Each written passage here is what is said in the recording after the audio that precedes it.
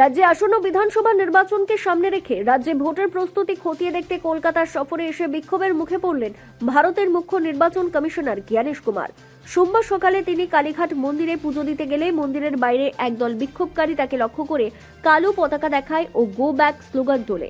বাদ দিয়েছে, বলছে যে তার আধার কার্ড, প্যান কার্ড এগুলো কোনো চলবে না, শুধু চলবে তুমি ইয়েতে গ্যাসের বই আছে কিনা, অমুক আছে কিনা, এইগুলো ডকুমেন্টস চাইছে। এদিকে বাবা মার নাম তুলেছে, বোনের নাম কেটে দিয়েছে, ওর মাধ্যমিক সার্টিফিকেট সব আছে। তা সত্ত্বেও এই করার জন্য আমরা প্রতিবাদ করতে মন্দিরে এসেছি।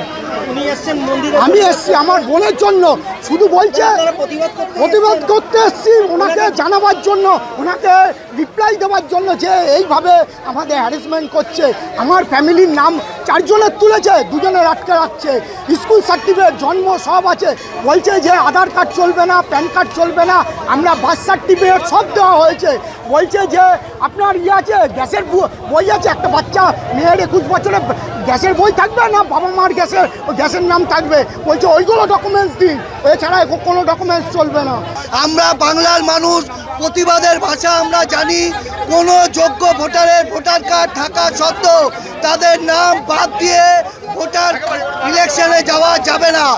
মানুষের নাম ঢুকে তবে ইলেকশন কমিশনকে ভোটে যেতে হবে। আপনার নামটা? আমার নাম বাসুদেব রায়। ও পরিকল্পিতভাবে এসআইআর করার ফলে মানুষের যে ক্ষতি হলো, প্রথমে বললো অ্যাডমিট কার্ড গ্রহণযোগ্য, তারপরে বলছে অ্যাডমিট কার্ড গ্রহণযোগ্য নয়। এটা কি ছেলে খেলা হচ্ছে? প্রত্যেকে কাজ কামাই করে লাইনে দাঁড়িয়েছে, ওরা যেভাবে বলছে সেভাবে করছে। এটা কি ছেলে খেলা হচ্ছে? মানুষের সময়ের কোনো দাম নেই। মানুষ তাই জবাব ব্যালট বক্সে দেবেই, মানুষের জবাব ব্যালট বক্সে দেবেই। এবং এই অপরিকল্পিতভাবে মানুষের যে এত হত্যা হলো, সাধারণ মানুষ এত মারা গেল, এত বিএলওরা যে মরে গেল, এর সব কিন্তু ব্যালট বক্সে জবাব হবে। সাধারণ মানুষ কিন্তু সমস্ত কিছু জানে।